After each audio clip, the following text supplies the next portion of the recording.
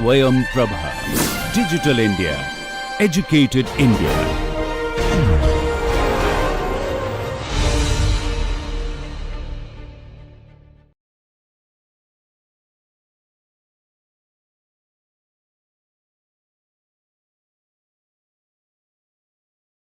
All right, okay. So, suppose there are thermocouples and there are 5 temperature measurements, and I know that it is a one-dimensional. So, let's say the challenge is to get the Q. Okay. So, this Q equal to yesterday's. Somebody also, one or two students also wrote that this is possible with the Fourier's law. Okay. Let us say that K is known and A I am giving you. Okay. This is the A. So, this is the A I am giving you. So, dt by dx. Unfortunately, dt by dx, if it's linear, I need only 2 points to get dt by dx. But I've got too many points, and all these temperatures have a error. For example, if the temperature is like this, if the temperatures are like this, a straight line cannot pass through five points. So there is a temperature. There should be some line like this. I don't know what that line is. If I connect all the points, it is coming like this. So dt by dx is based on which 2 points? So this is a fundamental dilemma, which you will never learn most of the time in all the courses, engineering, mechanics, science of materials, physics, one maths. So it's a perfect world for you. So all professors will teach you classes. There'll be exam. The question will be perfect. There'll be only one answer, and whatever the prof says is correct. And the world is not linear like this. World, you have to go to a factory and some problem will be not properly put. You cannot go and tell him the question paper is incomplete. I cannot complete. Boss will say you're a graduate from IIT. Just figure out. So we should learn to deal with incomplete problems. We should learn to deal with scanty data. We cannot say data is not available. Data is not available is basically all through your lives. You are writing only exam. Question paper, here's the question. Highest marks, exam, grade. Life is not like that. I make 5 temperature measurements. I want to know heat flux. Because knowing the heat flux is more important than solving the problem in the exam and getting the grade. Because I want to design a system. Okay, that is for satisfying somebody. There is a universal system, there is a prof, you will give S grade, A grade, that's all okay. Fine, it's very good. But so the problem to deal with in real life will not be posed like this. Real life, when you go to the company, nobody gives you question paper every day and asks you to solve. Nor will every day you will get brain teasers. Like it will be sometimes the work will be challenging, sometimes the work will be boring, sometimes it will be repetitive. Boredom will be an integral part. Dealing with boredom is also important. Just like lockdown has taught you how to deal with boredom, how to deal with loneliness. Okay, like that, how to deal with an incomplete problem. Otherwise, we call whatever problems we are giving in the question paper, we call it as textbook problems. Textbook problems are rarely encountered in life. Now I have 5 temperatures. They are going up and down like because each thermocouple has a dharma. It will behave according to its dharma. So there is an error. So I want to find out what the heat flux is. This is a challenging problem. Alternatively, I can say so many watts per meter square. I will say this is given. Now turn around and tell me what is the thermal conductivity. So here the inverse problem here in this case is an estimation. I want to estimate. So estimation is a very important aspect in life, more than analysis. Somehow we are obsessed with analysis. There is a differential equation I want to solve. I want to integrate. I want to differentiate. Life is not only about differential equations. Sometimes there may, as Professor Balaji told you, sometimes there may not be a forward model. There will be a lot of data. I may have so much data about heat exchangers. I may have so much data about breast cancer patients. So forward model, differential equation, question paper, forget about all that. I have a data in the cancer hospital last 20 years. Okay, I know something about radiation. I know something about heat transfer. I know something about biology. Can you do something? So can somebody, as a preliminary screening, based on this data, can you come up with some model or algorithm or something? And a new CT scan or MRI is taken. Can there be some screening? Doubtful, clear, diagnosed, likely to be cancer. Then only these, the screened out things need not be again shown to the doctor because the doctor's time is important. So we have to solve problems like this. That's why data science, all that is picking up. But if you just concentrate only on data science, because everybody will say I am data science, but you should not only have fundas in data science, you should have your domain competence. in general engineering or in heat and thermal sciences or in civil engineering. So if you can combine the domain expertise and the data, big data, MI, MLA, all that, it will stand you in good stead. Now, the estimation could be a boundary condition.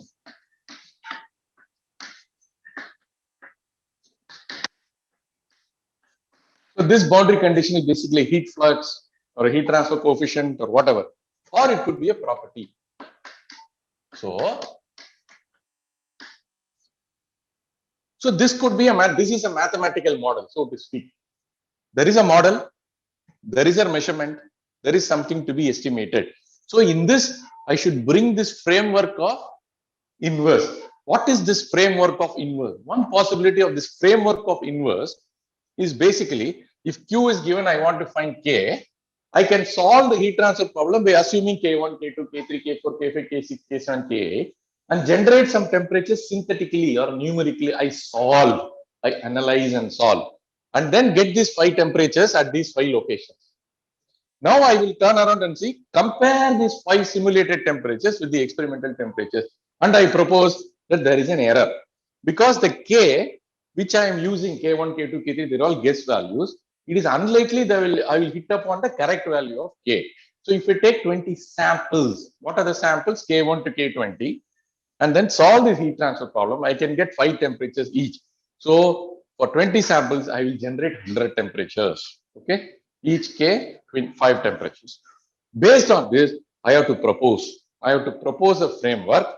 I have to propose a framework wherein I will do something and say that among the 20 samples, this value of K is most likely to be the answer. So that is why it is an estimate, because that is not the truth. Truth is a very difficult concept. Don't think that the 30.1 degrees thermometer measured, it is the truth. Thermometer can go only up to 0.1. The truth can be further beyond. If there is some other device which is having a 0.01, whatever the thermometer is telling is not truth. Truth in philosophy or truth in general is a very difficult concept. Once you get into this idea of truth, you will go mad because we don't know where the truth is. Because truth depends on the instrument, it also depends on the subject, who is measuring it. If I have no idea of a thermocouple, I will make a lot of, if I have no idea what the errors are there, even if I have a thermocouple, I don't know how to measure. You will say that it cannot be measured, there is no truth. A heat transfer professor will measure it differently. Sociology professor also will not know how to use this thing. But I may not know model in sociology. So please don't think objective. Most of the things are not objective. It is subjective. Okay. You are thinking grade is objective. Grade is also subjective because I am giving an exam. There is a subject who is giving an exam and saying that if somebody gets 85 marks, he is getting S grade. If some other professor sets a different paper, the grading will change. So we are obsessed with this idea of objective, subjective. Everything is subjective. Right? At the end of the day, everything, very few things are objective. Okay, let's not get into that philosophy. Now, with that 20 samples, I'll be able to go closer. Now, my belief system is, which are the 20 samples I will choose? Whether I will choose all the samples from 0 to infinity, then you are not an engineer, you're just a mathematician. I can choose K equal to 0.001 to K equal to 80,000. Mathematician will say 0 is less than K less than equal to infinity, right? Because it is mathematically correct. Thermal conductivity cannot be negative. Thermal conductivity has to be between 0 and infinity. It is the most unimaginative for an engineering problem. Let it be mathematically correct. Who cares about whether it is mathematically correct?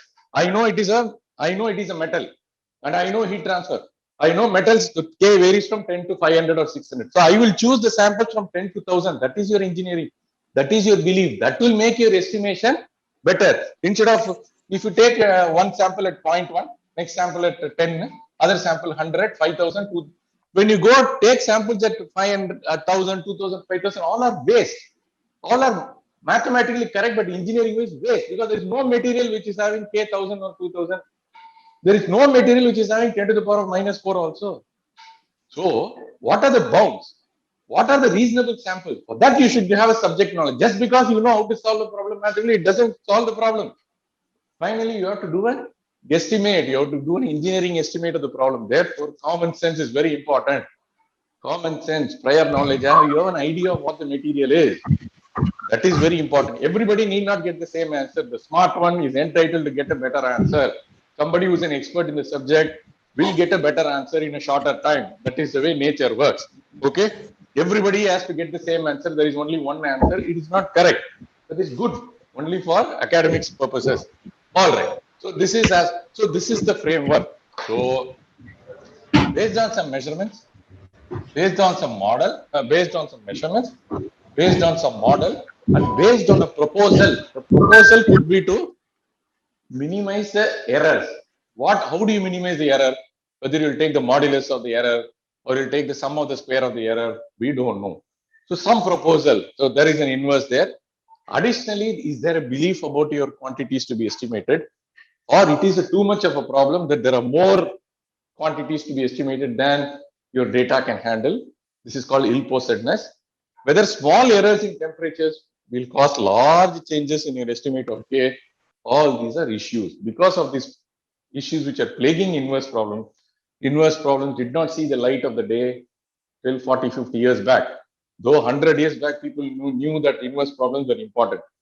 So inverse problems have grown. Inverse methods have grown in the last 30, 40 years because we now have powerful computers, we have software packages, people know how to handle large matrices, data and all that.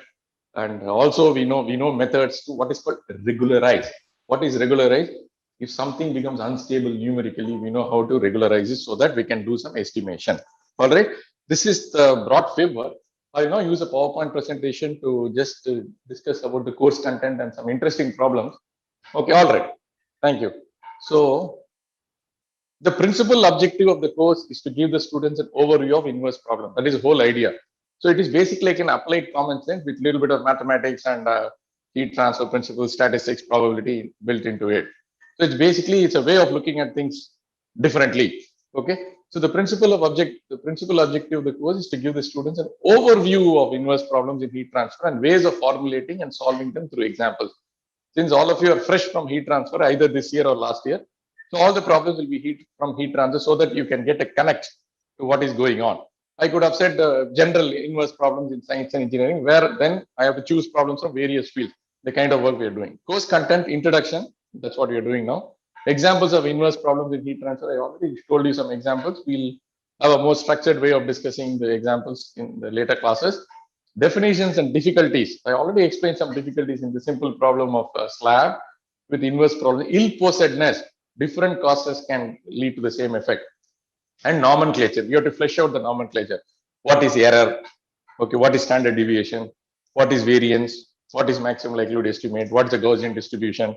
Okay, all those things we'll have to flesh out. So some probability and statistics we have to study. Statistical description of errors. Then treating an inverse problem as an optimization problem. That's very important.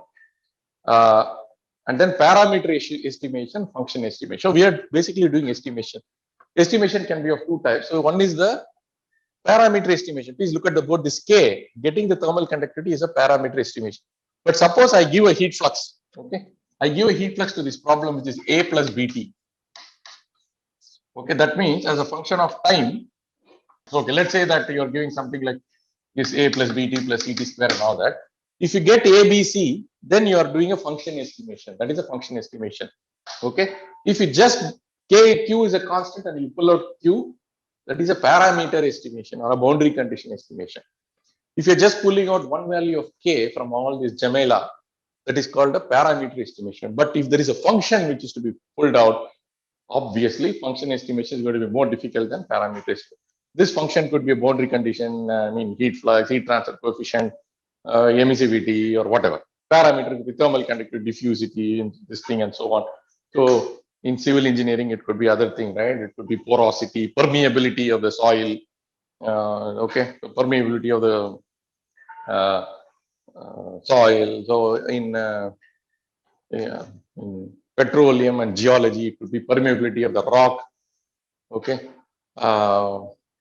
In cosmology, it could be the absorption spectrum or the absorptivity or the spectral absorptivity of the gas, the spectral emission coefficient or the atmosphere of that particular planet, whether it is Venus or Mars or whatever. So different subjects, it could be different.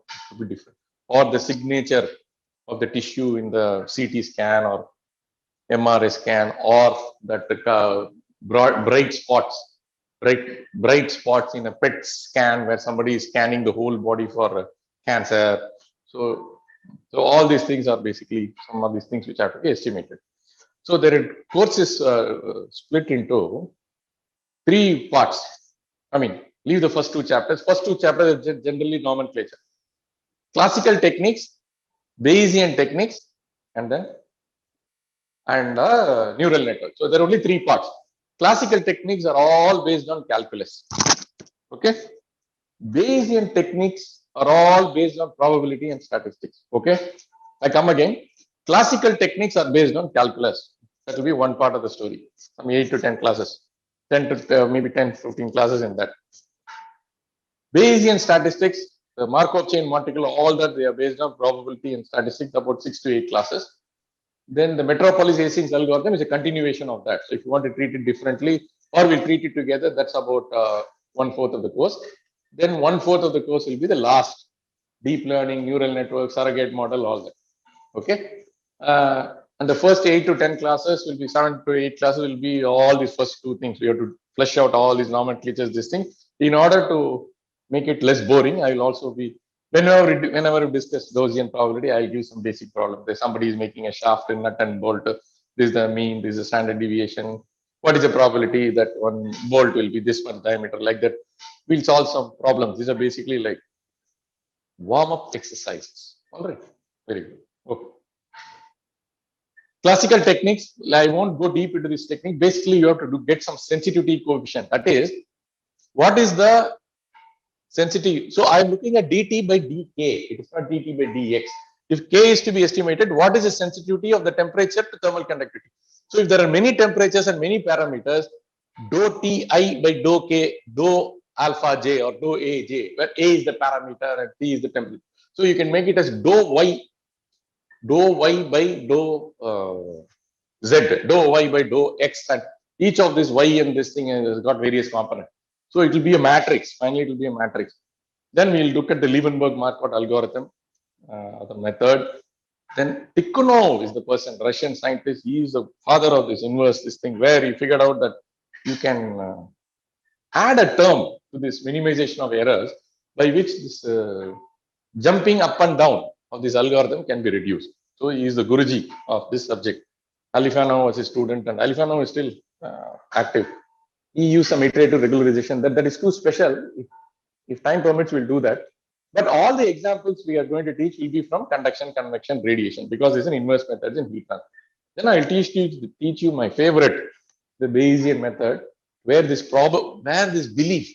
I told you that belief that this material is a metal, blah blah blah. Why you have 0 to infinity? Can you quantify these beliefs and put it into the solution procedure? That is the idea of Bayesian. Not just saying that I will search only in this interval. That is also Bayesian. That is, I am giving bounds for my search process. It is not a helter-skelter search. Okay, somebody said that. You know this story, right? You know this story, right? Somebody lost a ring inside the house. And many people were searching. Okay. One family members are all searching. One child was searching on the outside. Then somebody came and asked, father came and asked, why are you searching outside? He said, no, Papa, light is available only here. Okay, so we should not do such kind of searching. We should search in that place where it is likely to have been lost. Okay, often because we have an algorithm, we keep on. See, the other thing in English is, if what you have is a hammer, H-A-M-M-E-R. If what you have is a hammer, everything looks like a nail, N-A-I-L. So you want to hit everything. Okay. So therefore, the right tool for the right problem. So you have a assault rifle. You want to use it to kill a mosquito. You have to use it in the border, and you have to use it for killing the enemies. All right. So which tool to use for which problem? So this is very, very important. Okay. Frugality, optimality, and essentiality. All these things have to be taken into account. All right. So okay. Okay. Metropolis Hastings, Gibbs sampling, all that. Now it law, everything look like Greek and Latin to you. Don't worry, we'll flesh all of them out. Basically, these are chapter on Markov chain and the metropolis is coming under the field of computational statistics. So you will learn a lot of computational statistics in this course. I will not call it a statistic. It is statistics masquerading as an inverse heat transfer problem. So you would have figured out posterior distributions, working out estimates, variance, maximum of the product distribution, likelihood. So we will do all that without frightening you with the nomenclature. So there will be plenty of statistics in this course, plenty of probability, plenty of common sense, all that. Then the last chapter will be Professor Balaji Srinivasan, 8 to 10 classes. All that is neural network. So if you learn all these techniques, you will be fine to apply this even if you want to get into data science or any other field. These are the core principles, right? So you'll be able to do this. So there are no, unfortunately, there are no textbooks, nil. Okay. Reference books, some optimization algorithms, reference for my own book is there. Now it's going to come out as an international edition in Springer. Okay, next month we just updated that book. So a clever way would be to just watch my optimization lectures for free on YouTube or NPTEL. That's also possible. Okay, let's go to the references in order. Beck and Blackwell. Beck is also very old professor, 85, 90 years old. East Lansing, Michigan. So he is also one of the founding fathers of the subject of inverse. So he wrote a book on inverse heat conduction. Gelman is a Bayesian and data analysis. So they are all statisticians. And Thaler and Duda, they are heat transfer professors. And the fourth is myself. So fifth, there is a book on optimization. So I'll use some algorithms from that. Then MATLAB. Okay, 5 and 6 are basically what S. Balaji has given. So MATLAB, any MATLAB book. And the last one is about Bayesian filtering and smoothing, which is using for this algorithm. All right. Okay, let's introduce estimation now. We already saw this estimation in relation to heat transfer. I'm generally introducing estimation. In any branch of knowledge, estimation is a fundamental problem. Estimation is often more important than analysis. Somehow, as students, and particularly BTech, MTech, all that, I also come through all this route. Na? So we seem to be obsessed with analysis. We should be able to solve. We don't care whether it's a real life problem or not. Mathematical correctness, mathematical exactness. It is overemphasized in school. You should get the correct answer, and you should get the correct answer in minimum possible time so that you can attempt as many number of questions. Life is not like that. If you cannot finish a project today, tomorrow also you can finish. So life is not a speed test. Okay, nobody is going to. So a lot of things have to change. A lot of educational reforms have to take place. Okay, let's not get into that too much. In everyday life, a family needs to have an estimate of total income and total expenditure. So in order to plan, somebody you want to buy a new house, or somebody has to go abroad, somebody wrote GRE and TOEFL, like you, next year you need some money. Then the family has to plan. Okay, this is the finance. This is which bank we can get a loan. How much of savings are available? If there is a sister or somebody who has to study, or somebody has to be married off, or old parents, and this corona trouble gave so much trouble to finances and this thing. And is there some other family member who has lost a job? All the brothers and cousins are supporting. Okay. In any case, this estimate of total income and expenditure is required. For the nation also, yesterday we had the budget.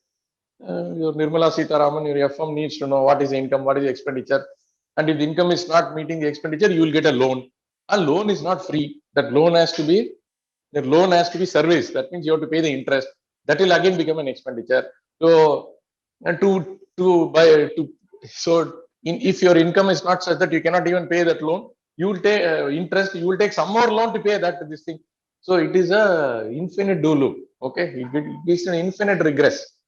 A company or enterprise needs to know its income and expenditure. Whatever it is, Aether, scooter, this thing, Amazon, whatever it is, all fancy things. Finally, there is a balance sheet. You see, finally, are you making money or not? We have invested money. Are you making money? Okay, we can wait. 2 years, 3 years, 5 years, you tell the payback period. After that, you have to start making money. Otherwise, the enterprise will be closed. More than that, if TVS is making scooter or Royal Enfield is making bullet, you should have a good idea of the supply of raw materials and demands and this thing, how much labor is available, how about the inventory, raw material, and what about the pushing out the sales, and how about revenue, cash flow. So many things have to be done. So estimation is required at all levels. An engineer needs so many estimates: performance of a heat exchanger, performance of a thermal power plant, performance of a solar plant, okay, running cost, reliability of this equipment, reliability. reliability of this manufacturing of the nuts and bolts. Okay, then the then estimate of the life of an engineering product. Okay, I'm introducing a new product in the market. How many years? How many years I should give uh, after sales warranty, replacement warranty, then warranty only on parts, then warranty on payment basis. Cars now we have 3 years, 3 years compulsory warranty, fourth year extended warranty.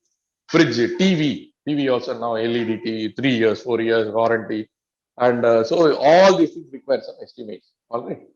So estimation is the goal of the study of any inverse problem. Okay, be it astronomy. What is the estimation in astronomy? You have a lot of this. You have telescope. You can get on the, or you have spectrometer, and then you view, or you get the emission spectra and absorption spectra of faraway planets. From that, you use a radiation heat transfer equation, some equation in physics or heat transfer, and try to find out what are the approximate constituents of the atmosphere. What is the goal? Science for the sake of science, and also science for the sake of figuring out whether any life is possible there, whether if by chance any oxygen is there, any possibility of water being there. So you want to do all this, right? Cosmology, that is as cosmology. You want to do estimation in finance. I want to invest my money, whether you want to buy a share in HCL Technologies or you want to buy a share in HDFC or LIC, whatever.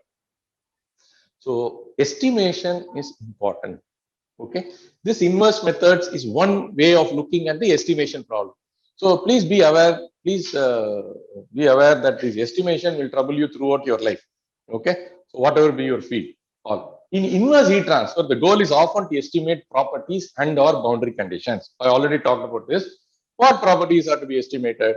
Properties like thermal conductivity, which is difficult.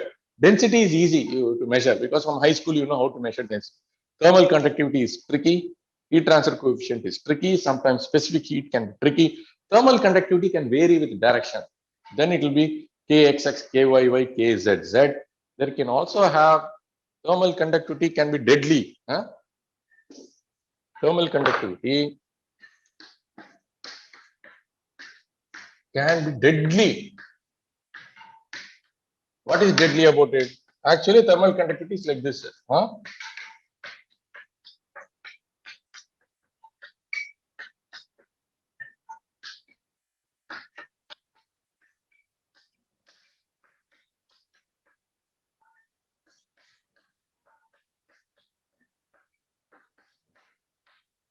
So this is called a nine component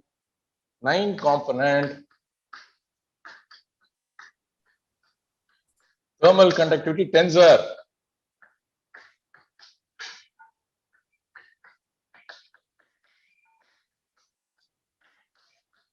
So this one is very simple. You thought that life ends here because you thought that see that is sometimes the knowledge, no? So even suppose we got S grade in heat transfer, we thought I know this conduction.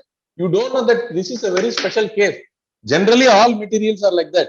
If these are not dominant and only this is dominant, then that Kxx is considered as K and you leave it like this. So if you don't know this, if you don't have this awareness, you think you would have conquered the truth. I found that thermal conductivity, but you know that it's a very special case. So the actual case is a ninth component, okay, and it is a symmetric tensor where Kij is equal to Kji, and this is called the principal direction. So there could be a case where the next difficult case would be these are all zero. That is off diagonal elements are zero. Then this is called an orthotropic material, honeycomb structure, which is they are widely used in satellites and spacecrafts and so on.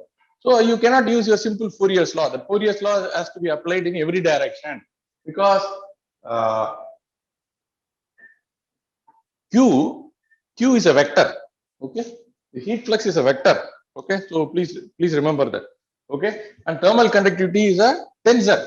Okay, this is a vector. Thermal conductivity is a tensor. Okay. So thermal conductivity can be very deadly. So in fact, they gave a project. We got a lot of money from ISRO. We developed a high vacuum chamber setup where we got KXX, KYY, KZZ from honeycomb material, which is used in satellite.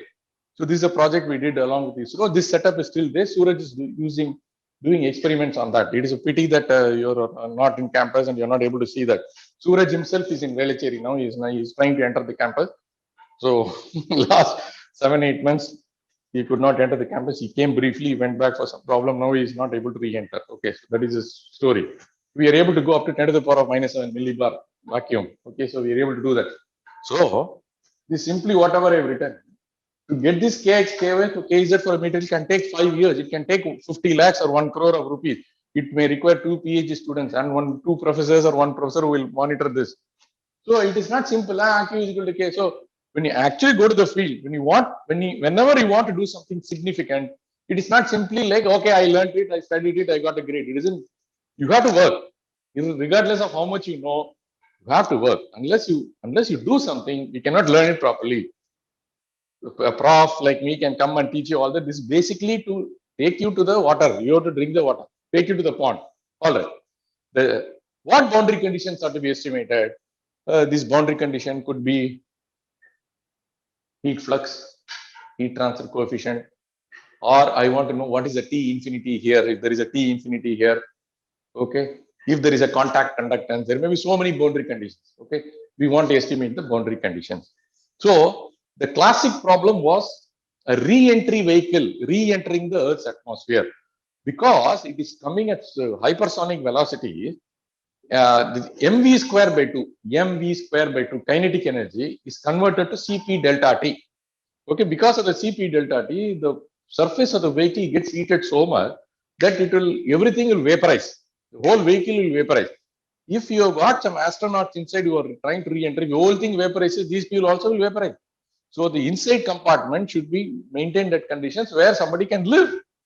Or you want to design a RLV, or you want to do a reusable launch vehicle, or you want to have a vehicle which can be reused. In that case, you have to design the what is called the TPS, the thermal protection system, in such a way that you will be able to recover the vehicle. What do you mean by recover the vehicle? So I will coat the re-entry vehicle with some coating of a few millimeters or something, which will ablate directly from solid. It will become vapor. It will take terrific latent heat, and there is the game I play is, since it is a high velocity, this high heat flux is there only for a short time till it hits the Pacific Ocean. Once it hits the Pacific Ocean, then we can do something, some parachute, this thing, some ship can come and they'll do all sorts of things. So it is so that time, how is the temperature proceeding? How is the heat flux proceeding? Whether it is safe, or what sort of thermal protection system you need to have. If you want to know what sort of thermal protection system, you first need to know what is the heat flux on the surface. The heat flux on the surface, you cannot put a trial rocket and measure it. Any heat flux gauge will vaporize into thin air. Therefore, even if you have to do experiment, you have to put the thermocouples at some other location. What is that location? So this is the this is the re-entry vehicle.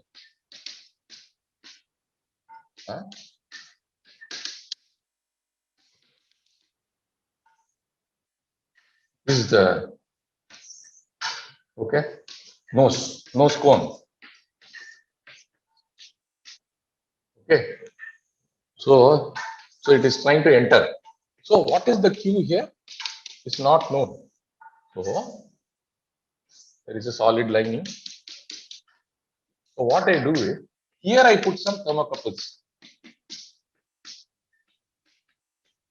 And what I do is, instead of this model, I have a complicated conduction model. So if this is the heat flux, if I solve the conduction model, it will give me the temperatures inside the solid. Then what will be the heat flux such that I get the temperatures which I measure? So this is an iterative problem. So this is how inverse heat transfer. This was the first problem Beck solved.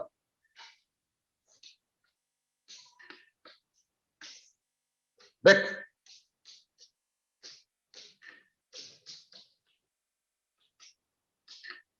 So the need came from NASA. Okay, Americans wanted to do this. So Beck was one of the first professors who solved this. So this was what was bugging. At that time, they did not know MRI scan, this thing, cancer detection and all that. This was the problem which was bugging them.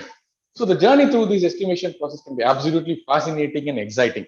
It's a good idea to start, to have a soft start with the classic Fermi problem. This is Enrico Fermi, the famous Enrico Fermi. 19 Italian physicist, 1901 to 1954. Much of his work was in the US. So he talked about Fermi problems. In physics or engineering education, a Fermi problem is an estimation problem designed to teach dimension analysis or approximation to students instead of going through detailed model and the differential equation, boundary condition solving. So it just, which we call it as the back of the envelope or the back of the envelope calculation. This estimation technique is named after the well-known Italian physicist Enrico Fermi. Fermi was absolutely super duper in his ability to give approximate numbers. Very quickly, he can give very approximate numbers, which is fine. So there's no need to do detailed calculation. He was a ace in that. So Fermi problems typically involve making justified guesses about quantities and their variance and lower and upper bounds. See, the lower and upper bounds, I told you, no, what are the lower and upper bounds for this K which you want to get? An example is what he did was how to estimate the strength of the atom bomb, okay, which he was involved with at the Trinity test based on distance traveled by pieces of paper he dropped from his hand during the blast. So from that he figured out, he gave an estimate, and he gave an estimate of 10 kilotons of TNT, trinitrotoluene, which was well within an order of magnitude of now the accepted value of 21 kilotons. So examples of Fermi questions are often extreme in nature and cannot be solved by using common mathematical or scientific information. So some intelligent guessing is required. Example questions given by there are Fermi competitions going on. If the mass of 1 teaspoon of water could be converted entirely into energy in the form of heat, what volume of water initially at room temperature could it bring to a boil? How much is the Thames River heat up in going over the dam? What is the mass of all the automobiles scrapped in North America this month? I mean, these are the questions. The most famous question is the Drake equation. You can Google it up, which seeks to estimate, are there some other intelligent civilizations other than human beings in the galaxy? Okay. So if there were a significant number of such civilizations and we have not encountered anything, then it will be a Fermi paradox. If the answer turns out to be 1, you are comfortable because according to your data, we are the only guys. So if it is more, then it's a Fermi paradox. All right. Now, his classic Fermi problem was, how many piano tuners are there in Chicago? Can we start look? Can I get some responses? How many people are there in the city of Chicago who are repairing pianos? Can somebody tell? Yeah. How many piano tuners are there in Chicago? This is a classic question. Any guesses? Approach. 15 to 20. Nobody is responding. Just feel free. 100. How do you know it is 100? I'm not saying right or wrong. You tell me, defend your answer.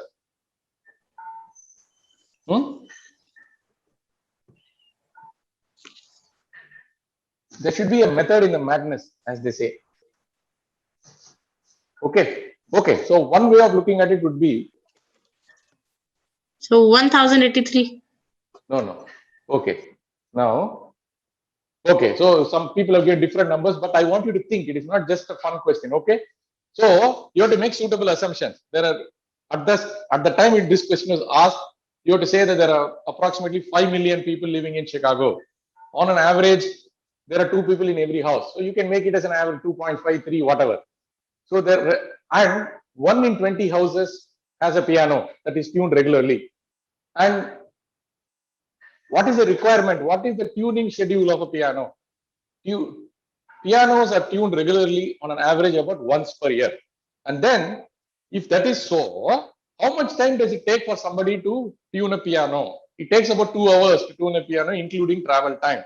So, assuming that somebody works for 8 hours a day, 5 days a week, and 2 to 3 weeks, he takes his Christmas and New Year vacation. So, it comes to 50 weeks of 40 hours. So, 2000 hours. So, please do all the math. And finally, you will get a very nice number of some 125. In fact, this was a Fermi problem. And when they actually figured out, they found out that the number of piano tuners in Chicago, according to this, it's some 128 or something. It was close to that number. Okay. So this is a beautiful way of forget about your model, this thing, all that is there. You are learning all the through your life, you're learning model analysis, equations, solving this thing, courses, all that.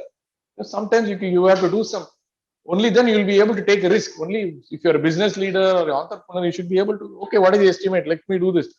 Order of magnitude. it need not be 128. So, but you are sure that it cannot be 10, it cannot be 1000. It could be 128, it could be 148, it could be 98. All of these are okay. It's a reasonable number. Okay.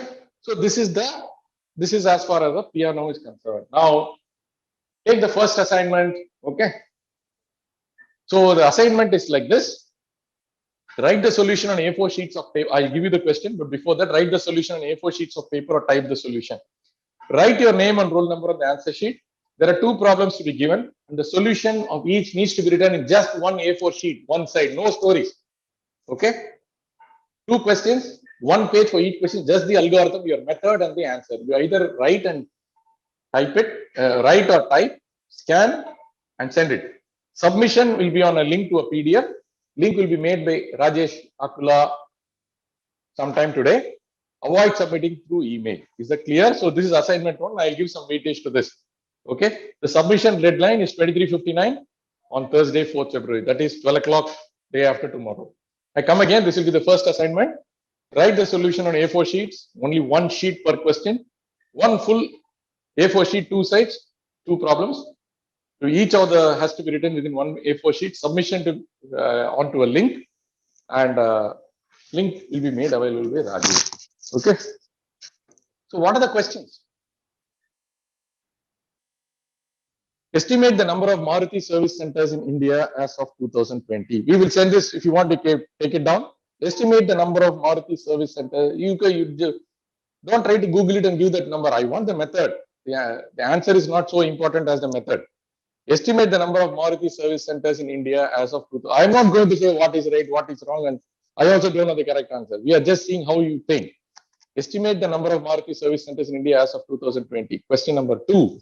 Estimate the number of delivery agents working for Amazon in India as of 2020, last year. Okay. These are the questions. Any doubts on the questions?